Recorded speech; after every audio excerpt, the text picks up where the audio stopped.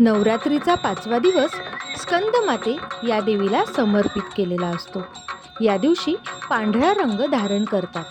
पांढरा रंग पवित्रता, शांती आणि साधेपणा यांचे प्रतीक मानला जातो.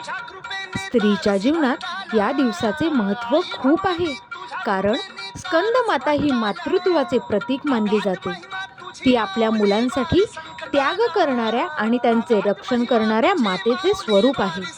तसेच 5व्या दिवशी स्त्रीच्या मातृत्वाच्या भूमिकेला विशेष महत्त्व दिले जाते, कारण मातृत्व हे स्त्रीच्या जीवनातील अत्यंत पवित्र आणि महत्त्वाचे रूप आहे. नवरात्रीचा 5वा दिवस उजळे घेऊन पांढरा रंग शांतीचा. स्कंदमातेची कृपा जीवनावर असो, हीच मातृत्वाची गाथा. धन्यवाद.